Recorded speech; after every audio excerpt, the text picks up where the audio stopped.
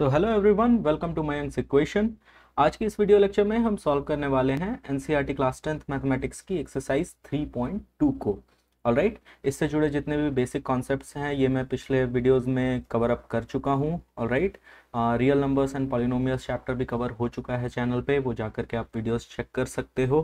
और आज का जो एक्सरसाइज होने वाला है ये ग्राफिकल मेथड पे लीनियर इक्वेशंस को सॉल्व कैसे करते हैं। टू वेरिएबल्स, अगर दो वेरिएबल में इक्वेशन है हमारे पास तो बेसिकली दो इक्वेशंस चाहिए सॉल्यूशन फाइंड आउट करने के लिए। तो ग्राफिकली उसका इक्वेशन सॉल्यूशन हम कैसे निकालेंगे with the help of a graph, इस पे बेस्ड है ये एक्सरसाइज। ऑलराइट, सो ग्राफ कैसे फॉर्म करना है, बनाना कैसे है, पॉइंट्स कैसे निकालने हैं, ये सब हम पिछले वीडियोज़ में ऑलरेडी डिस्कस कर चुके हैं। Let's begin with our exercise. So the first question is, we have to form pair of linear equations given in the following problems and then find their solution graphically. All right, so पहला जो situation है हमारा, this is a word problem और यहाँ दिया हुआ है that 10 students of class 10th took part in a mathematics quiz. So एक mathematics quiz में 10 बच्चों ने हिस्सा लिया है. If the number of girls is 4 more than the number of boys, यानी कि गर्ल्स जो हैं उनकी गिनती लड़कों से 4 ज़्यादा है. Find the number of boys and girls who took part in the quiz graphically. Alright, so let's begin with our solution. So first जो केस है हमारा, यू सी, सबसे पहले हम क्या करेंगे, वेरिएबल्स अज्यूम करना होगा. So let number of girls be X. Number of girls को x मान लेते हैं and number of boys be y. Alright, so girls हमने x ले लिया और बॉयज y ले लिए. Now according to the question, अब क्या क्या इंफॉर्मेशन है हमारे पास, उसी के बेसिस पर इक्वेशन बनाएंगे हम. So first is number of girls is 4 more than the number of boys. कहने का मतलब हो गया कि x is equal to y plus 4. So लड़के y नंबर हैं तो उनसे 4 ज़्यादा गर्ल्स हैं. ये हो गया हमारा पहला इक्वेशन. इसको हम मॉडिफाई करके लिख सकते हैं, implies that x minus Y is equal to 4. एक ऐसे स्टेट में लेकर के इसको रख देना है जहाँ पर कि इसका सॉल्यूशन फाइंड आउट करना थोड़ा आसान हो. So x minus y is equal to 4 is our first equation. Now, अब दो वेरिएबल में जब हमारा केस है तो हमें एटलीस्ट कितने इक्वेशंस चाहिए, दो इक्वेशन चाहिए. दो इक्वेशन जब तक नहीं होंगे तब तक सॉल्यूशन निकलेगा नहीं, क्योंकि दो वेरिएबल्स हैं हमारे पास. सो सेकंड इक्वेशन के लिए हमारे पास जो इन्फॉर्मेशन प्रोवाइडेड है that the total number of students were 10. So 10 students ने पार्टिसिपेट किया था जिसमें x girls and y boys हैं. तो टोटल नंबर ऑफ स्टूडेंट्स हमारा कैसे निकलेगा, number of girls plus number of boys and that will be equal to x plus Y. Now x plus Y की वैल्यू दी हुई है हमें 10. टोटल 10 स्टूडेंट्स हैं. ये हो गया हमारा सेकंड क्वेश्चन. नाउ ग्राफ कैसे फॉर्मुलेट करना है ये तो मैं पिछले एक्सरसाइज में बता चुका हूँ. आप ग्राफ पेपर पे प्रैक्टिस करोगे, इसी के लिए ये सारे क्वेश्चंस आपको दिए गए हैं. दूसरा जो यहाँ इंपॉर्टेंट रिलेशन है वो है कोफिशिएंट्स का रेशियो निकाल करके कंपेयर करना कि और ये पता लगाना कि इक्वेशंस का सॉल्यूशन आएगा कि नहीं आएगा. अगर आएगा तो किस तरह का सॉल्यूशन आएगा, एक यूनिक सॉल्यूशन होगा या फिर इनफाइनाइट सॉल्यूशंस होंगे, ये फाइंड आउट करना. नाउ जो फर्स्ट ऑब्जेक्टिव है हमारा that is to graphically solve the equation. Now this is a bit of a tedious process but I suggest you go through it, है ना. सो पिछले वीडियोस में हम ऑलरेडी डिस्कस कर चुके हैं, फिर भी ये फर्स्ट क्वेश्चन का मैं ग्राफ यहाँ पे बना रहा हूँ. Alright, rest of the questions you will have to do yourself. Alright, if you face any doubt you can ask me. Now so for the graph हमें क्या चाहिए, दोनों इक्वेशंस की लाइन बनानी होंगी. और दोनों इक्वेशन का लाइन बनाने के लिए हमको क्या चाहिए, एटलीस्ट 2 पॉइंट्स चाहिए, है ना. लाइन बनाने के लिए हमें 2 पॉइंट्स चाहिए होते हैं at least. So taking the first equation, equation number 1 को लेते हैं. इक्वेशन नंबर 1 है हमारा x minus Y is equal to 4. अब हमें x और y के लिए कोऑर्डिनेट्स चाहिए होंगे जो एक दूसरे के करस्पॉन्डिंग होंगे, है ना.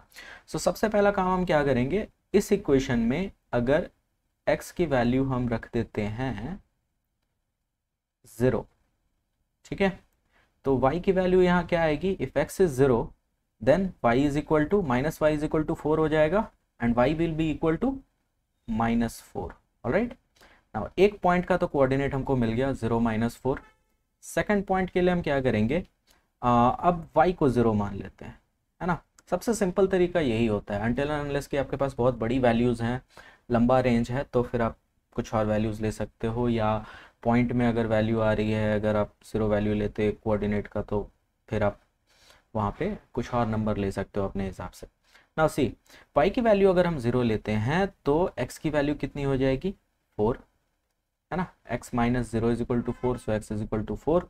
ठीक है, तो ये थे हमारे फर्स्ट सेट ऑफ कोऑर्डिनेट्स। अब इस लाइन को पहले हम प्लॉट कर लेते हैं। ठीक है, तो लाइन प्लॉट करने के लिए ये हमारा x एक्सिस है, इस पे हम x रिप्रेजेंट करेंगे, x shows number of girls, alright, and इस पे हम y शो करेंगे, y shows number of boys, alright. So x and y axis पे हमने डिटरमाइन कर लिया। हमें ज़रूरत होगी अब ऑरिजिन की। ना, ऑरिजिन पे अब फर्स्ट जो पॉइंट है हमारा दैट इज 0 -4। तो 0 -4 के लिए अगर आप चाहोगे तो आपको y एक्सिस में नेगेटिव जाना होगा, and I beg your pardon, मैंने नेगेटिव y एक्सिस बनाया नहीं था, so let's extend it a bit, alright ना। Let us extend it. So ये हो गया हमारा नेगेटिव y एक्सिस। अब इस पे पॉइंट्स प्लॉट कर लेते हैं। This is going to be -1, -2, -3, -4। फिलहाल यहीं तक ज़रूरत है, यहीं तक रहने देते हैं, नो वरीज। नाउ इधर हो जाएगा हमारा 1, 2, 3, 4, 5, 6, 7, 8, so on, है ना। Similarly, for the x-axis, we will be plotting the values 1, 2, 3, 4, 5, 6, 7, 8, 9, and so on. And here it is -1, -2, -3, -4, and so on. All right. So these are the points. Now, first है हमारा 0 -4. So 0 -4 हमारा कहाँ पे होगा? एक दूसरा कलर इस्तेमाल करते हैं इस लाइन के लिए। तो 0 -4 होगा यहाँ पे, है ना। This is 0 -4 and second point will be 4 0। तो 4 0 पॉइंट हमारा आ जाएगा यहाँ, है ना। This is your 4 0। तो अब 2 पॉइंट्स मिल गए, ज़्यादा कुछ करना नहीं है, इन दोनों पॉइंट्स को अब जोड़ देना है और इसे हम दोनों डायरेक्शंस में एक्सटेंड कर लेंगे, alright. So now we have got our line here, and this is the line of equation x minus y is equal to 4। दूसरा इक्वेशन जो है हमारा that is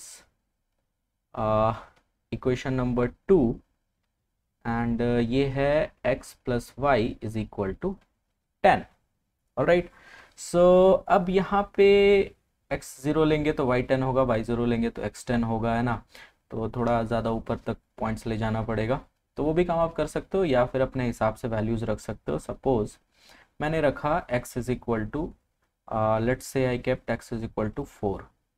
so y is equal to क्या हो जाएगा, 10 - 4 and y is equal to 6। ठीक है, एक सेट ऑफ पॉइंट मिल गया। दूसरा हम ले लेते हैं, लेट्स से x को 0 ले लेते हैं, ठीक है। तो y हमारा 10 हो जाएगा। 2 पॉइंट्स मिल गए, तो सबसे पहले हमें 4 6 प्लॉट करना है। तो 4 6 विल बी 4 6 आएगा हमारा यहाँ पे, है ना।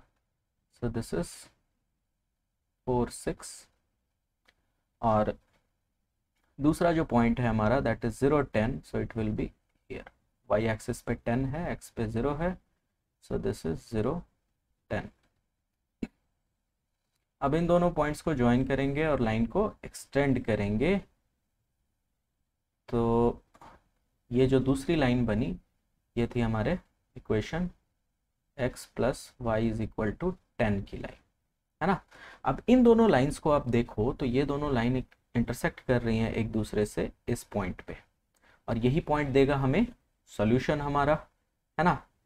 तो इस पॉइंट पे मान लेते हैं ये पॉइंट P है, और इसका x कोऑर्डिनेट कितना है आप गौर करके देखो, it is 7, and y coordinate कितना है, it is 3. So we can write here that according to the graph, lines of the equation intersect at point P7, 3. Therefore x is equal to number of girls को ही लिया था हमने x, and this is equal to 7, and y is equal to number of boys is equal to 3. Now ये देखो आपका जो equation में जो कंडीशन दिया हुआ है क्वेश्चन में उसको सेटिस्फाई कर रहा है या नहीं, ऑफ कोर्स कर रहा है। दिया हुआ है girls is 4 more than the number of boys, so लड़के 3 हैं तो गर्ल्स उनसे 4 ज़्यादा होंगी, यानी कि 3 + 4 और 7, ऑलराइट। एंड दोनों को अगर मिला दो तो आपको कितने मिलेंगे total number of students, 10. So your answer is this one, 7, 3.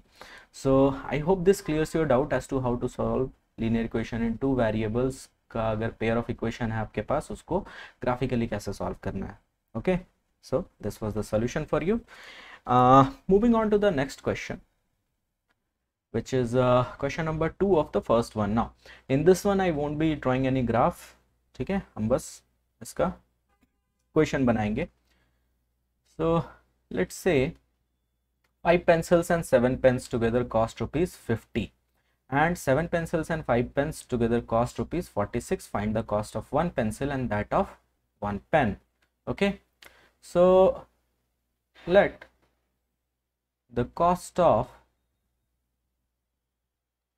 1 pencil, एक पेंसिल का कॉस्ट हम ले लेते हैं x रुपीज़, एंड 1 पेन भी y rupees. Okay, now first case, पहला केस हमें क्या दिया हुआ है, 5 पेंसिल्स एंड 7 पेन्स अगर आप खरीदते हो तो आपको 50 रुपये देने पड़ेंगे. सो 5 पेंसिल्स की कॉस्ट कितनी हो जाएगी, एक की x है तो 5 पेंसिल्स की 5x, और इसमें और कौन सा खर्च जुड़ा हुआ है, 7 pens का. So for 7 pens we have 7 into y, that is 7y, and this is equal to 50. Now this is our first equation.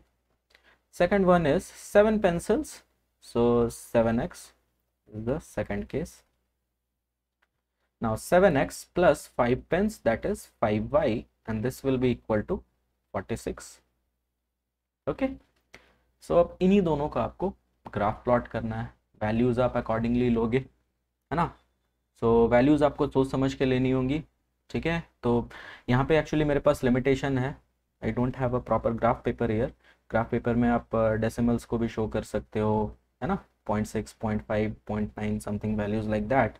अगर नहीं कर सकते हो, ऐसा सिंपल प्लेन ग्रिड पेपर में बना रहे हो, तो फिर कुछ जुगाड़ लगा सकते हो, जैसे 5x plus 7y is equal to 50. Now 5 and 7 का एक मल्टीपल है जो कि 50 से कम है, मैं यहाँ पे देख पा रहा हूँ, एंड दैट इज 35, है ना. सो 35 is 15 less than 50. So 5 into 3 is 15. तो x को अगर मैं 3 मान लेता हूँ, if x is equal to 3, then y की वैल्यू मेरी आ जाएगी 5 into 3 15, 50 minus 15 is 35, 35 divided by 7 will give you the value of y, and that is 5. Okay, तो एक सेट ऑफ नंबर्स तो मिल गया. नाउ दूसरे सेट ऑफ नंबर्स के लिए I don't think you have an option here, alright. So you will have to manage yourself. अगर x को मैं 0 ले लेता हूँ, again it won't work. You can take या तो फिर y को अगर आप 0 ले लेते हो, y को अगर आप 0 लोगे तो काम चल जाएगा. ओके, सो y को अगर आप 0 ले लेते हो, so 5x is equal to 50 and x is equal to 10. So दो पेयर ऑफ नंबर्स मिल गया, तो इसका लाइन आपका प्लॉट हो जाएगा. Similarly do something for this one, 7x plus 5y is equal to 46. Okay, so bring your brains into it, है ना. सो इसी तरह से पॉइंट्स निकाल करके आप ग्राफ प्लॉट करोगे, जहाँ पे दोनों लाइंस इंटरसेक्ट करेंगी उस पॉइंट का जो एक्स एंड वाई कोऑर्डिनेट होगा वो आपके रेस्पेक्टिव वेरिएबल की वैल्यू देगा। Okay, so this one's for you. Now moving on to the next question. इस क्वेश्चन में हमारे पास 3 पेयर ऑफ लीनियर इक्वेशंस दिए हुए हैं, ये और ये, और हमें a1/a2, b1/b2 एंड c1/c2 को कंपेयर करके चेक करना है कि ये दोनों इक्वेशंस हर केस में इनका जो लाइन है ये एक पॉइंट पे इंटरसेक्ट करेगा, पैरेलल होगा या फिर कोइंसिडेंट होगा, है ना। सो हमने पहले देख लिया था, हमारे पास 3 कंडीशंस थे। a, b एंड c क्या है? a is the coefficient of x, b is the coefficient of y and c is the constant term. So ax plus by plus c is equal to 0 में ये a, ये b, ये y दो equations हैं, तो पहले वाले को a1 मान लेते हैं, दूसरे वाले को a2 मान लेते हैं। फर्स्ट में जो b की वैल्यू है उसको b1, दूसरे में b2 एंड सो ऑन। ठीक है, सो यहाँ पे हमने 3 कंडीशंस देखे थे। फर्स्ट केस था फॉर इंटरसेक्टिंग लाइंस, तो जैसा अभी हमने जस्ट एक ग्राफ बनाया था जहाँ पे लाइंस इंटरसेक्ट कर रही हैं, वहाँ पे हमें सॉल्यूशन कैसा मिलता है? One unique solution. Alright, so one unique solution intersecting lines, and इसकी जो कंडीशन है it is given by a1/a2 is not equal to b1/b2। बस इतना ही चेक करना है ना, c1/c2 पर जाना भी नहीं। ठीक है, और ऐसे इक्वेशंस को हम क्या बोलते हैं? कंसिस्टेंट। ठीक है, सेकंड केस जो है हमारा for parallel lines. Parallel lines के लिए क्या था? नो सॉल्यूशन, लाइंस इंटरसेक्ट ही नहीं करेंगी कहीं। और इसके लिए जो हमारा हिसाब किताब था वो था a1/a2 is equal to b1/b2 is not equal to it is not equal to c1/c2, और ऐसे इक्वेशंस को हम बोलते हैं इनकंसिस्टेंट। ओके, एंड थर्ड जो क्राइटेरिया है हमारा that is for coincident lines. Coincident lines का मतलब होता है ना कि एक के ऊपर एक ही अगर सेम लाइन बन रही है दोनों इक्वेशन की, है ना, they both are on top of each other, so here we get infinite solutions. ठीक है, और इसकी कंडीशन क्या है? a1/a2 is equal to b1/b2 and this is also equal to c1/c2, और ऐसे इक्वेशंस को हम बोलते हैं डिपेंडेंट इक्वेशंस। ना डिपेंडेंट इक्वेशंस भी ना कंसिस्टेंट की कैटेगरी में आते हैं, बट यहाँ पे they are basically consistent on each point, है ना, हर एक वैल्यू दोनों के लिए ही सॉल्यूशन है।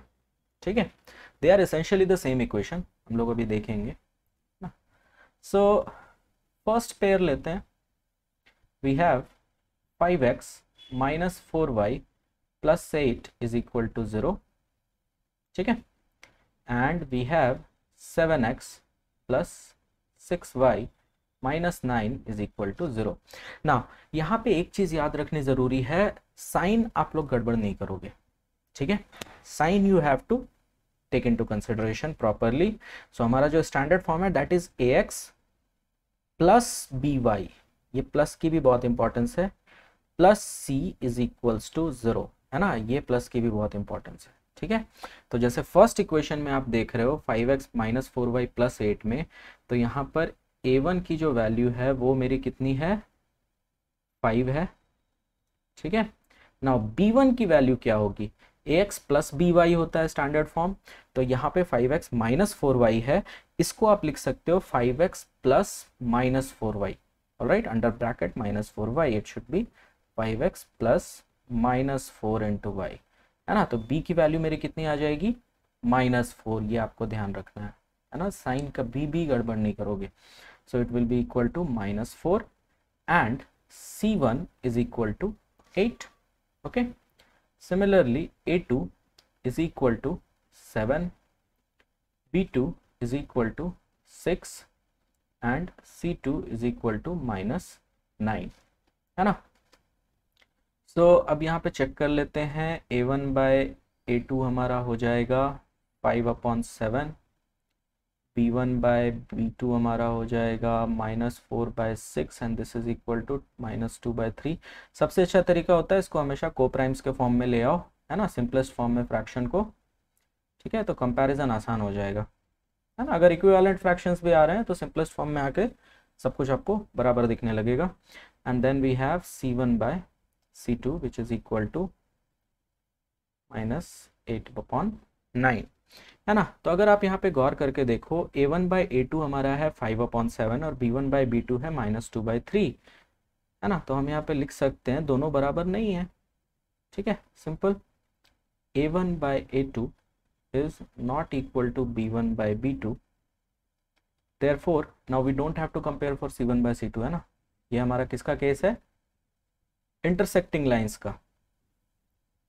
the lines of the two equations will intersect, ठीक है। तो सॉल्यूशन कितना आएगा इसका, वन यूनिक सॉल्यूशन आएगा, और ये दोनों इक्वेशंस एक दूसरे के साथ कंसिस्टेंट भी हैं। Okay, so this much information we can draw from this. Now इसके बाद we have question number 2। So let me erase this one, I think you must have noted it down by now. All right, so the first case, lines were intersecting, consistent equations and one unique solution. Okay, so this is what we got out of this. Now next है हमारे पास question number 2 which is 9x plus 3y plus 12 is equal to 0 and 18x plus 6y plus 24 is equal to 0, है ना। तो यहाँ पर A1 की value है हमारी 9, B1 की वैल्यू है हमारी 3, C1 की वैल्यू है हमारी 12, A2 की वैल्यू है हमारी 18, B2 की वैल्यू है हमारी 6 एंड C2 की वैल्यू है हमारी 24। आई थिंक देख करके पता चल रहा होगा 1:2 के रेशियो में है सारा। सो A1/A2 will be equal to 9/18 and this is equal to 1/2। B1/B2 is also equal to 3/6 which is equal to 1/2, and C1/C2 is also equal to 12/24 which is equal to 1/2, है ना। तो यहाँ पे हम देख सकते हैं here A1/A2 is equal to B1/B2 and this is also equal to C1/C2, alright। ये तीनों के तीनों हमारे बराबर हैं, therefore the lines will be coincident, है ना, will be coincident, and we have here dependent equations and infinite number of solutions, ठीक है। तो इसेंशियली क्या होता है ना कि ये दोनों के दोनों इक्वेशन ही सेम हैं। जैसे पहला इक्वेशन जो है आपका that is 9x plus 3y plus 12 is equal to 0, और सेकंड इक्वेशन जो है that is 18x plus 6y plus 24 equals to 0। इसमें से अगर आप 2 कॉमन ले लो ना, देखो क्या आएगा, 9x plus 3y plus 12 is equal to 0 and this implies that 2 इधर चला जाएगा, 0 हो जाएगा, है ना, 12 equal to 0। So it is essentially the same equation, ठीक है। इसीलिए कोफिशिएंट्स का रेशियो निकालते हैं, कोफिशिएंट्स के रेशियो से इक्वेशन का नेचर पता चल जाता है, ठीक है। So this is done, erasing the same, okay. Now for the third one we have 6x minus 3y plus 10 equals to 0 and 2x minus 5 plus 9 equals to 0।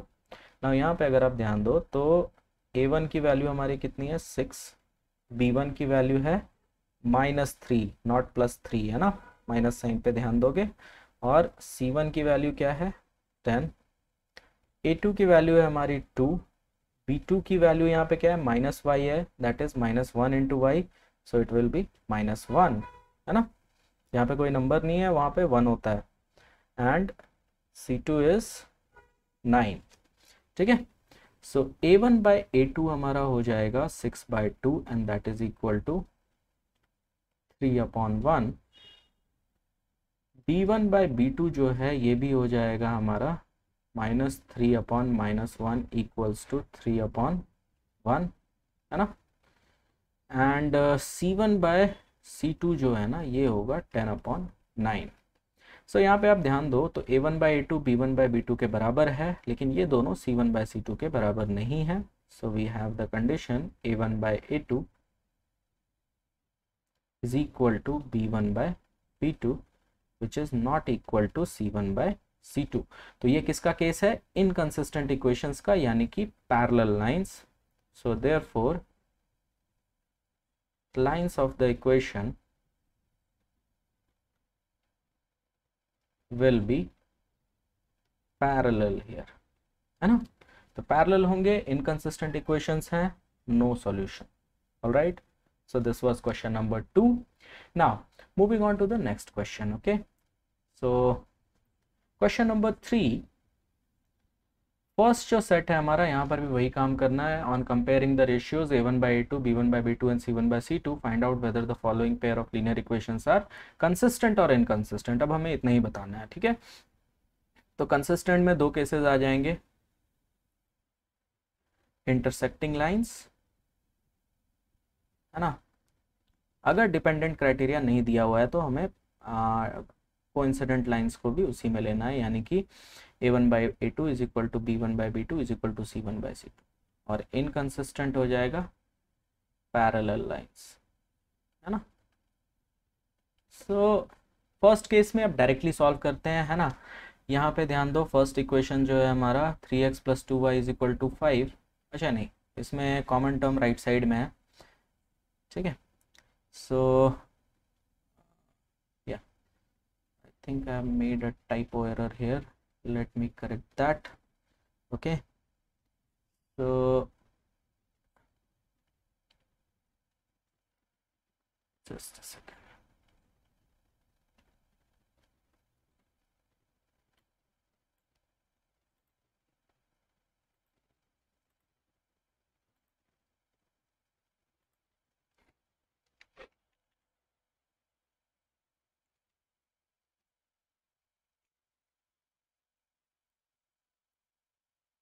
Yeah, so it is now 3x + 2y is equal to 5 and 2x - 3y is equal to 7.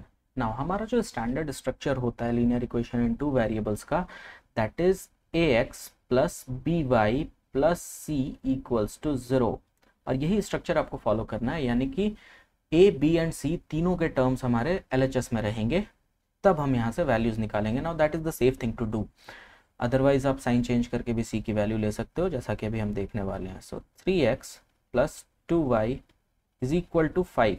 Now ये इस form में नहीं है, it is like ax + by is equal to -c के form में है ना।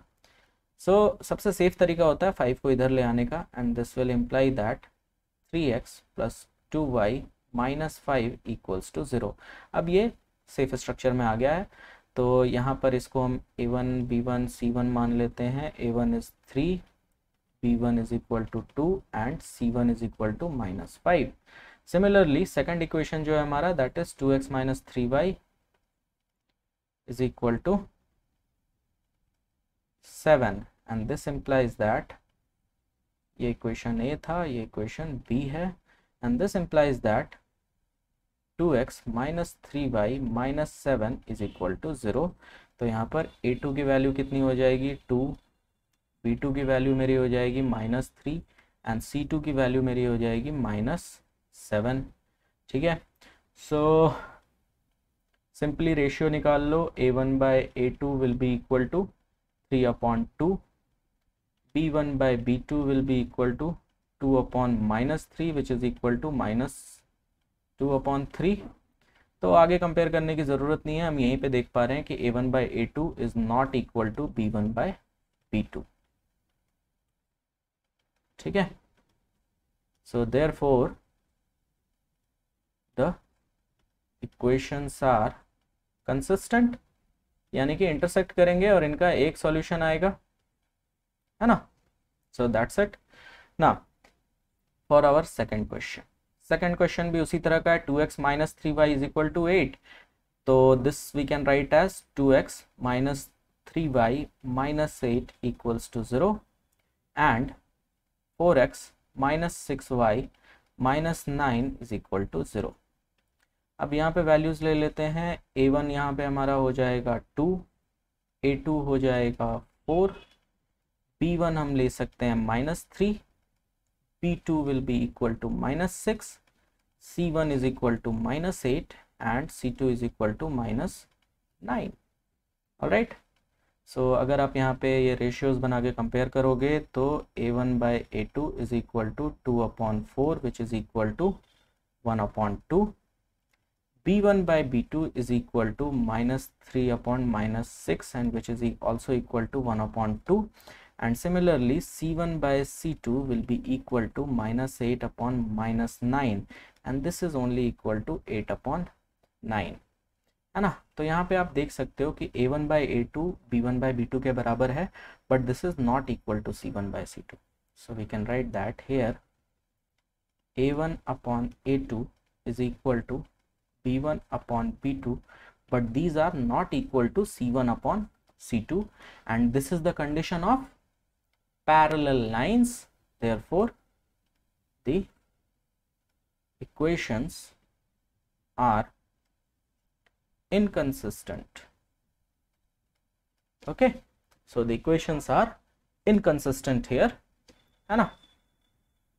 Now we have done this, so let me clear the screen now. Okay, so let us just do all the 3 questions. ये जल्दी जल्दी करते हैं, उतना राइट अप नहीं लिखेंगे, है ना। So third question is, it is 3 by 2x. I have typed it 3x by 2, so it is 3 by 2x plus 5 by 3y minus 7 is equal to 0, and the second equation is 9x minus 10y is equal to 14. So इसको हम लिख सकते हैं 9x minus 10y minus 14 is equal to 0।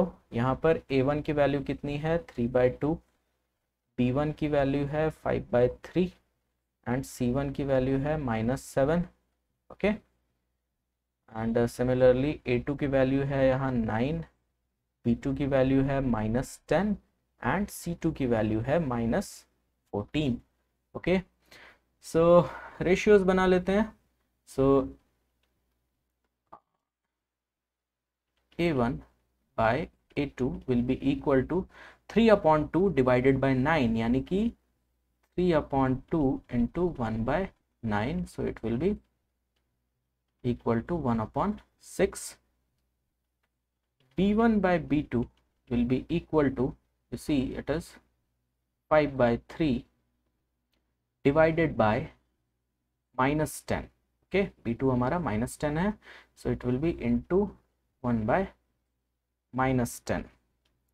okay, so ये आप देख सकते हो it will be -2 and this will be equal to -1/6।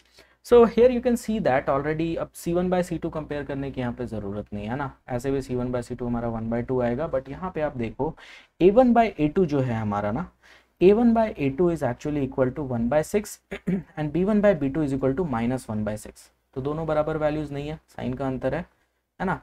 so here we can see that a1 by a2 is not equal to b1 by b2, therefore the equations are consistent। okay, so we have consistent equations, है ना। fractions में अगर आते हैं ना coefficients, तो घबराना नहीं है, you just have to treat them as numbers, है ना। fractions पे जैसे ऑपरेट करते हैं वही काम यहाँ भी करोगे।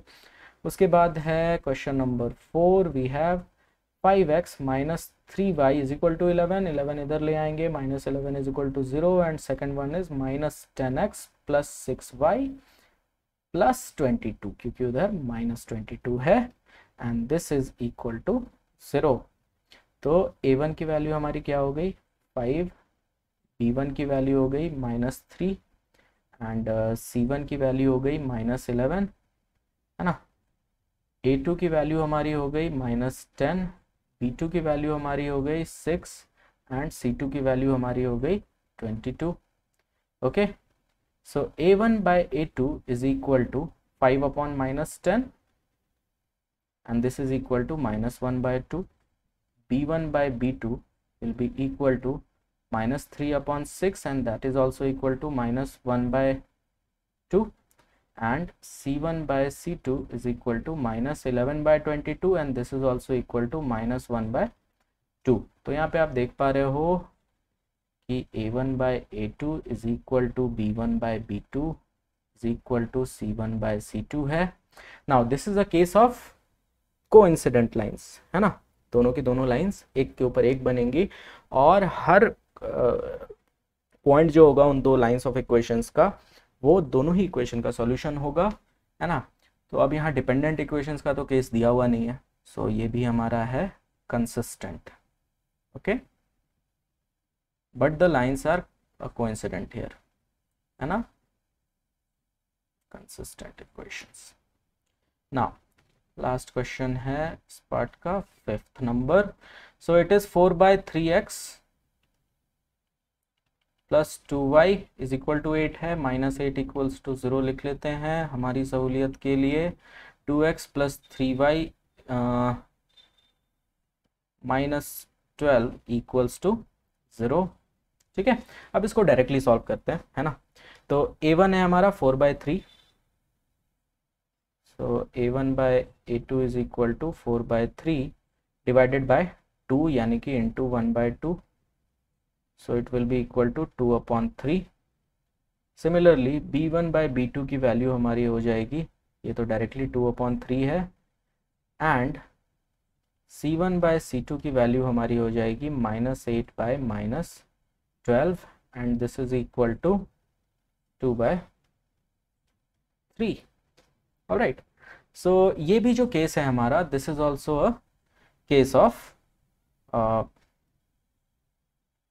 it is -8 -12, yes, it is also a case of a1 by a2 is equal to b1 by b2 and which is equal to c1 by c2।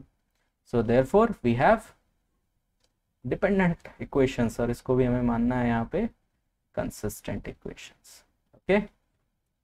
so इसमें जो बाकी सवाल हैं उसको अगले वीडियो में सॉल्व करेंगे, आज का वीडियो काफ़ी लंबा हो जाएगा, दैट्स वाई।